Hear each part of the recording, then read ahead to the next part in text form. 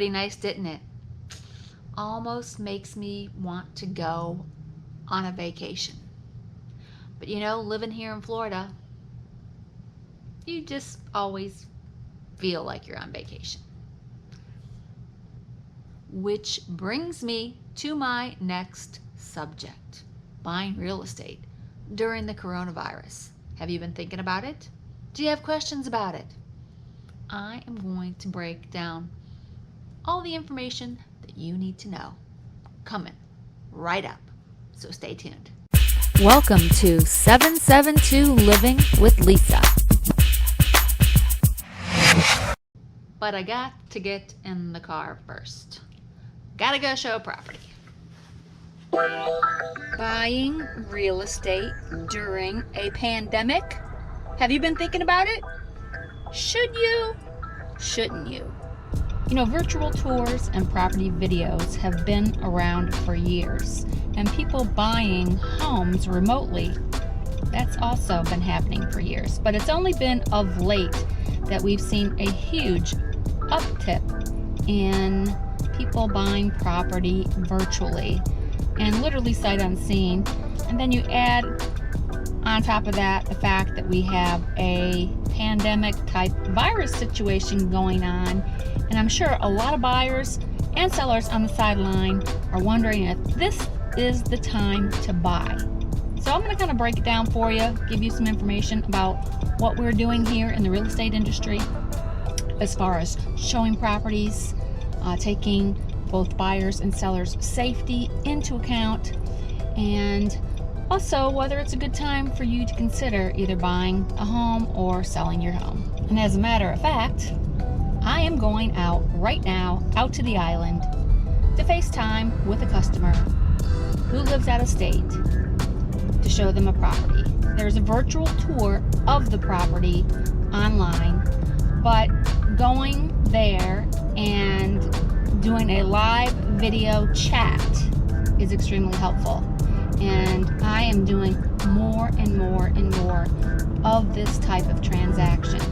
I can discuss real specific details about the property, and since they're not here, I want to do my best job to make sure all their questions are answered and they feel extremely comfortable in buying real estate remotely. You know, in some areas of the United States, real estate has come to a screeching halt due to this coronavirus thing. But that's not the case in all areas. Obviously, the Northeast is suffering greatly. But down here in the South, real estate is plugging along. Now, because we have a virus, the way we show properties has dramatically changed. Most agents are asking the sellers of the properties, if they live there, to turn on all the lights, open up all the blinds, so that when we go through the property, we're not touching light switches and things like that. We try not to go in and touch anything anymore. Also, you know, sometimes buyers will be requested to wear a mask to go into someone's personal residence. So if you're uncomfortable with someone coming through your home, we can always ask them to wear a mask. And obviously, as a buyer, if you're uncomfortable going into someone's home, know that we are asking the homes to be sterilized.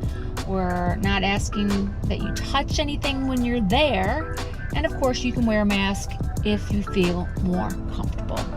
And I'm finding the majority of sellers are asking that precautions are put into place, and realtors are heeding those requests. We're also asking potential buyers, if they have children, not to bring them with them to the home viewing or to leave them in the car, and that usually no more than 2 people at a time enter the property. I think that every area of the country will respond differently depending on your particular geographical location. Let's say, for instance, the Northeast may take a more stringent approach than areas that may not have been affected at all. I find that We are treating a home tour more like we are heading into surgery, the way we sterilize things. Many buyers are wondering, is now a good time to buy? From a financial perspective, there are some advantages to buying right now. Let's say, for instance, super low interest rates. You know, having lower interest rates does mean, one, a lower mortgage payment, and two, the possibility that you can buy a lot more house. But I will mention that landing one of those attractive mortgages right now has become more difficult. Lenders have tightened their reins and made the credit criteria more stringent. They are going over each application with a fine-tooth comb. They really don't want to take on a risky lending situation. If you are considering financing as part of a way to purchase a home, I have a video on qualifying for a mortgage and the things that you should be aware of. And I will link that video at the end, and I'll put a card up here right now so that you can take a peek at that. I go into great detail about pre-qualification versus pre-approval, and there is a difference. I have a guest on that particular video, a lender who gives some great tips. You might want to check that one out. You know, the coronavirus has discouraged a lot of buyers from going out and shopping right now. So if you are a buyer who chooses to go out and shop, you're going to have less competition.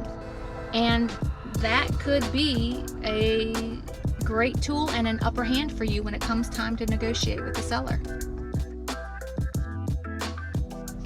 You know, the coronavirus has put the world into an economic turmoil. But so far, prices have not plummeted when it comes to real estate. And the fact that we have very low inventory is an instrumental part in why prices have not dropped. There's just not a lot of homes out there. So if you're thinking you can do a super lowball offer, you may be disappointed. There are bargains to be met, but it's more of fair pricing than, dirt cheap prices. You know, a lot of sellers have just pulled their houses off the market because they don't want people coming into their home, which has caused less inventory, which causes prices to rise. Now, there is opportunity to get a discount on the house if it's a reasonable offer. I think there are many sellers out there that are nervous about the market and may be a little more flexible in their pricing, but I don't see people dropping prices, or at least not here in Florida. Now, there are probably areas of the country where that is happening, but in the state of Florida, we are not seeing big price drops. The best way to test a seller's motivation is to make an offer. So you might be asking yourself, is it safe to buy a house right now? Well, there's no guarantee that if you go out anywhere that you're not going to get the coronavirus. Rest easy. The real estate industry has taken huge steps to prioritize your safety. We are doing our very best to limit the interaction between people. And as I mentioned, if you're uncomfortable going into a home, we can always do a live video chat. Should I buy a house sight unseen? You know, people have been doing that for years. All kinds of business professionals go through a relocation process and will buy homes that they've never been in before. It's only really now that type of purchasing has become more prevalent and people are becoming more comfortable with it.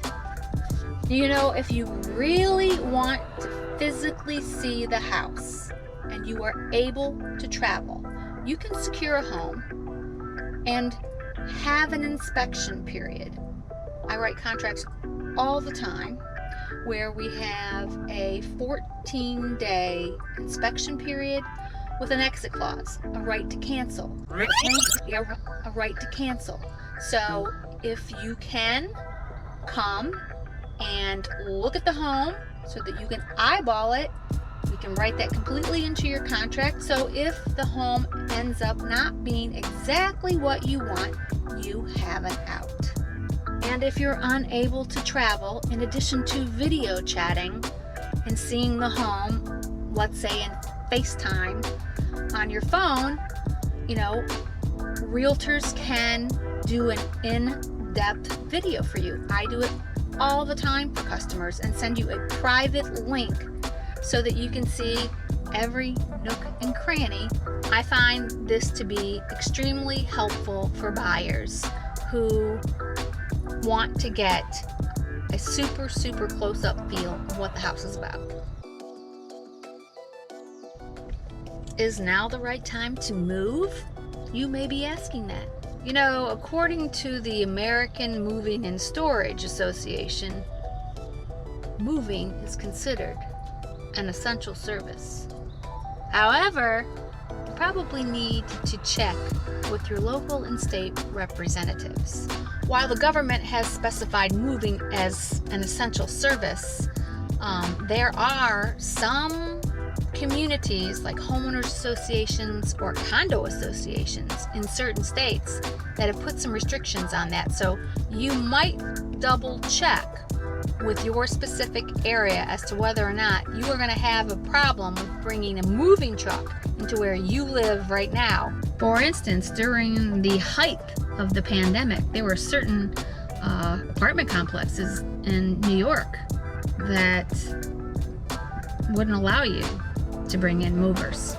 So you need to check with your local and state representatives to find out if having a mover come to your neighborhood and move you out is allowed. But movers right now are working and moving people. Well, if this video was helpful and you liked it, give it a thumbs up. And if you're interested in learning more about buying a second home or vacation home, I've got a video on that. I'll also pop that one on the end. I hope that wherever you are, that you're safe, healthy, and happy. I want to thank you for taking time out of your day to watch my channel. It is so greatly appreciated. If you haven't already done so, consider subscribing to this channel. I try to post a video at least once a week. I do my best, and I'm hoping I'll see you here next week. My name is Lisa Ammons with 772 Living. I want to thank you for stopping by. Stay safe, stay healthy. Oh, and don't forget, smash that like button, because that'll tell YouTube that more people need to watch this video.